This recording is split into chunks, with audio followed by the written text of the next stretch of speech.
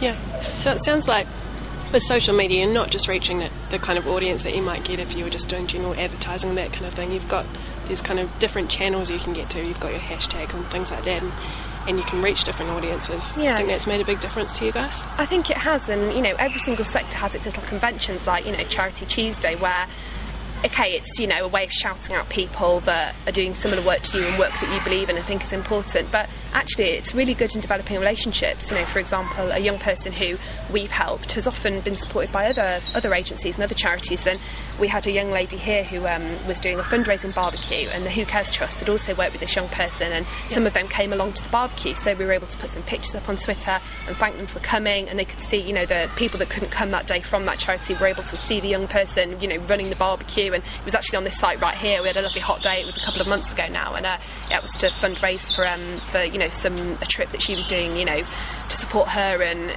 opportunities like that. It's more than just kind of saying hi, how are you? It's sharing a person's story, and people that work for charities tend to be pretty engaged, and they really want the best for the children or the people or the animals or whoever it is that they're helping. So it can be quite a nice emotional sort of personal way of connecting, if you put that time and resource into it. Yeah, so it's really changed the way you can reach out to people and you can communicate with them. I think so. Just to talk a little bit about growth, we had about 160 followers in June when I sort of started looking at the account, and now we've got nearly 300, so that's doubled in 3 months. And of course, the more followers you have, the more followers you're going to have, because every single person that likes you maybe has 100 followers. Yeah. So it's a snowball. Exactly, it's a snowball. The more I was going to go for a triangle, but it's a snowball. The more you put into it, the further you go, and the more effort you make. I think it's not just about pushing your content out there. It's about looking at what your supporters are doing and having a bit of respect for what other people are putting out there on Twitter. I do read other people's posts. I read their articles. Yeah. They ask me a question, I'll answer it.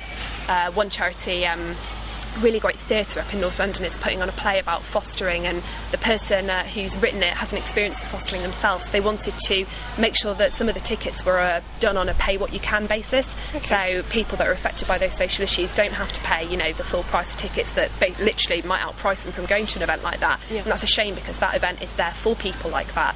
So one charity who deal with a lot of young people who've been fostered or who've been in care were asking, how long does the event go on for? And I noticed that and just told them when it was, and kindly the person that had written the play gave out some tickets to NSPCC and to Coram, and it's just little things like that. And then we wrote a tweet about the play, and it's just about thinking about the content, replying to people's questions if you can, and getting a message out there so that a person who might never have seen that play come to that exhibition, been a volunteer, supported on that project, done that climb, does something, and it sort of makes a lasting difference with a charity for free. That's the big thing, it's all for free. That's the great part about social media, Absolutely, isn't it? Yeah, there's no catch, it really is free, except for your time and resources, obviously. Yeah. So.